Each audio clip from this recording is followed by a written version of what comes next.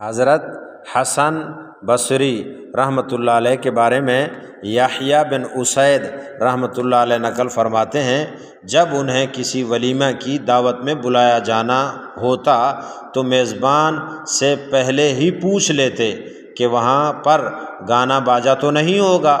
اگر وہ جواب دیتا کہ ہاں موسیقی گانے باجے کا انتظام ہوگا تو آپ رحمۃ اللہ علیہ فرماتے لا دعوت ولا نعمت، اس دعوت کی کوئی حیثیت نہیں اور نہ ہی یہ باعث برکت و سکون ہے۔ مواہب الجلیل۔ تو لہٰذا عام طور پر جب شادیوں کا موقع ہوتا ہے تو یہ کہا جاتا ہے کہ شادی خوشی کا موقع ہے، کون سی روز روز کی بات ہوتی ہے، اس لیے تفریح طبع کے طور پر گانا بجانا اور موسیقی کا بندوبست کر لینے سے کچھ نہیں ہوتا۔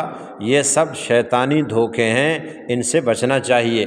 اس موقع پر مجرا بھی کرایا جاتا ہے جس میں اخلاق باختہ مناظر ہوتے ہیں اور لوگ اسے دیکھ کر لطف اندوز ہو رہے ہوتے ہیں۔